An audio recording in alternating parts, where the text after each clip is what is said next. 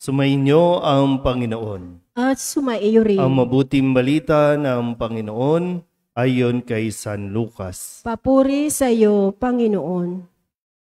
Isang araw ng pamamahinga, muling pumasok sa Jesus sa sinagoga at nagturo. May isang lalaki roong tuyot ang kanang kamay. Sa hangad ng mga iskriba at mga pariseyo na maparatangan si Jesus, nagbantay sila upang tingnan kung siya'y magpapagaling sa araw ng pamamahinga.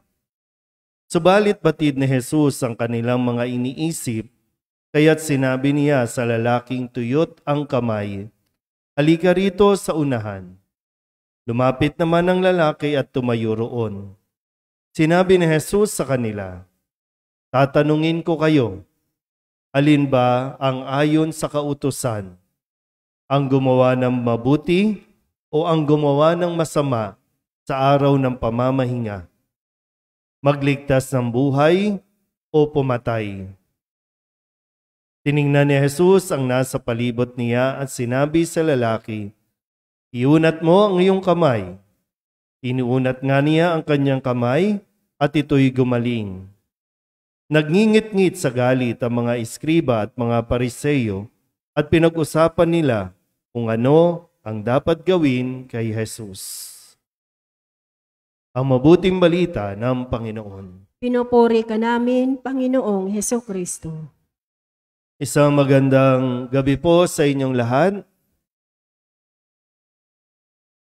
Sana naman po malinaw pa sa inyo na isa sa unang tatlong utos ng Diyos ay patungkol sa Diyos.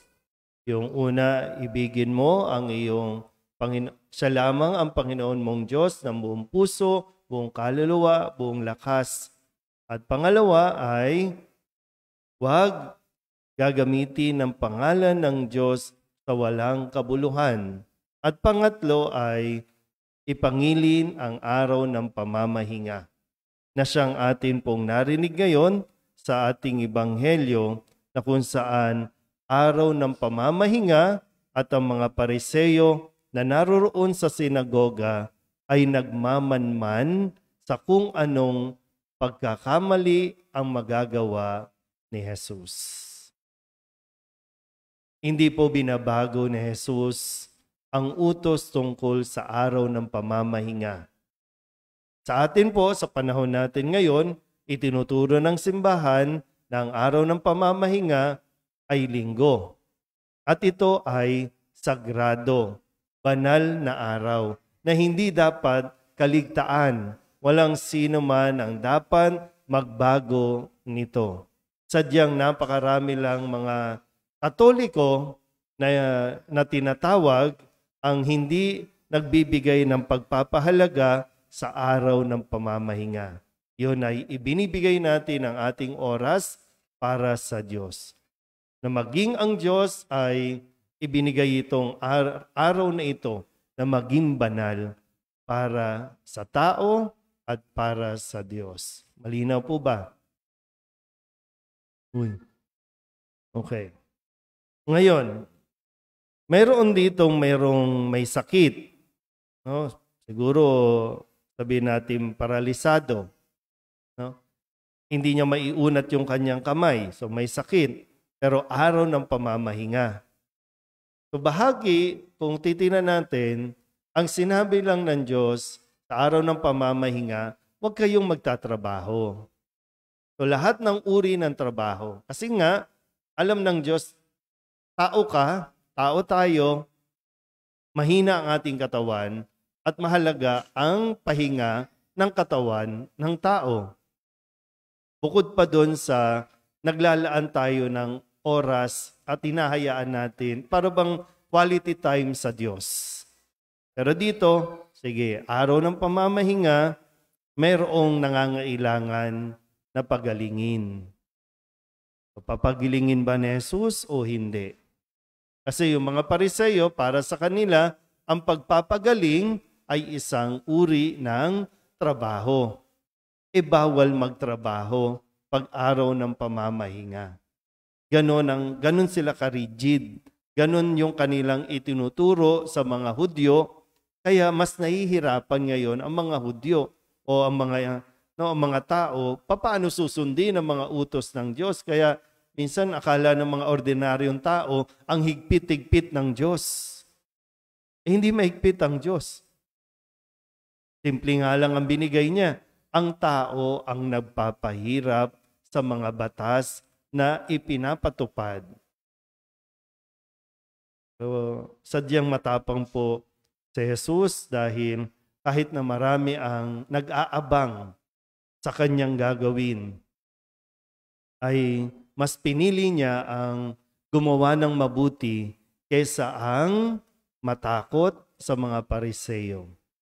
Mas pinili niyang gumawa ng mabuti kaysa ang yung bang i-please, no, yung gusto na makita ng mga Pariseo. Sana po, no, sa kwentong ito na ipinahayag sa atin ngayon, mas makita natin ang paggawa ng mabuti, hindi yan namimili ng araw. Ang gumawa ng mabuti, hindi yan pinagpapahinga. Kung hinihingi ng pagkakataon na gumawa ka ng mabuti, tumulong sa kapwa, ibigay mo. Huwag mong i-justify. Huwag mong gagamitin kung ano-anong batas para lamang hindi ka tumulong sa kapwa. Ngayon po, no, minsan nakakalungkot kasi may mga taong gustong tumulong pero dahil mayroong batas na ipinapatupad, hindi sila pinapayagan tumulong. Ganyan mag-isip ngayon ang mga mambabatas natin. Maraming tao ang araw-araw nangangailangan ng pagkain, pero dahil sa batas na pinagkakaabalahan ngayon, na mas pinipili nilang pag-usapan ng confidential fund kaysa ang pababain ng presyo ng bigas at ng gasolina. Pero confidential nga eh. Huwag niyong pag-usapan, confidential nga. Bakit niyo ipapa-approve? Ba't niyo ipapaalam? Confidential nga. Pero yung literal, kitang-kita mo na kapag pumunta ka sa palengke, magkano ang presyo ng bigas, at kapag pumunta ka sa mga gasolihan, araw-araw pataas ng pataas at bukas tataas na naman. Pwede naman nilang pababain, pwede naman nilang tulungan, pero ang sasabihin, ayon sa batas. Kailan?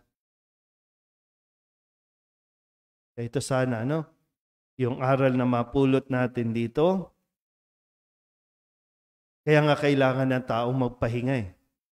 Kaya nga kailangan protektahan ang araw ng pamamahinga para natuturuan tayo sa tamang direksyon kung saan tayo dapat na tumahak. Lalo tigit para hindi tayo mapahiwalay sa Diyos.